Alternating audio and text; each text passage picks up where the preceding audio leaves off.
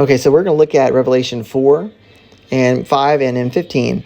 And some sisters of mine, Colleen and Jamie, they were studying this, and they were just looking at the differences on the sea of glass, when they're standing on the sea of glass, and how amazing these little differences go. And this is why you have to study, and take other people and listen to them, because no one piece has the puzzle, right? You learn something new every day. Even if you've already read it, you look over it, and and they bring it up again, and you're like, oh, that's amazing. Yes, there it is right there again.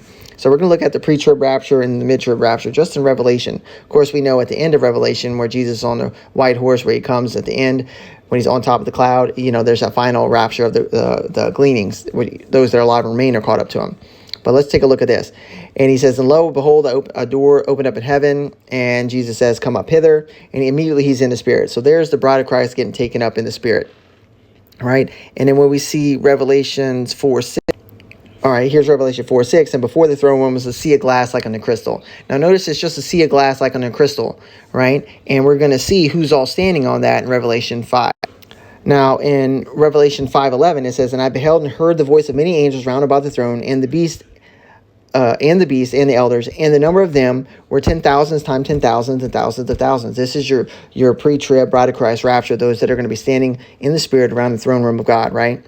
And this is that beginning one. But notice how this is before any tribulation, before any seals, because John was, getting upset because there was nobody to open up the scroll or the book. And then lo, the Lamb, which was slain before the foundation of the world, shows up, and he is worthy to open it. But notice how this happened before anything's open. Pre-tribulation bride escape. No seals popping. So let's go now to Revelation 15.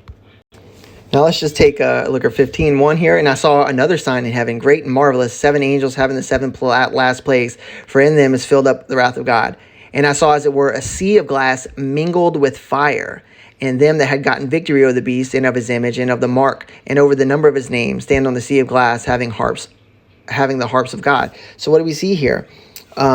We see a group that came out of tribulation, right? That got the victory over the beast. Those that were beheaded or kept their faith all the way through. And, the martyred seals, those that have washed their robes white, right? So notice how it's mingled with fire, because they're put through the winepress, right? They're being refined by fire. This is why in the letter to the churches, he's like, he's telling them, buy from me gold refined by fire. So they're going to go through seals, the leftover church that's sleeping, and they're going to get woken up. And here's just a distinct difference between a sea of glass that isn't mingled with fire in Revelation 4 and 5 to this group where they've overcome, but it's because of fire. Hope this bless you guys. Take care. God bless.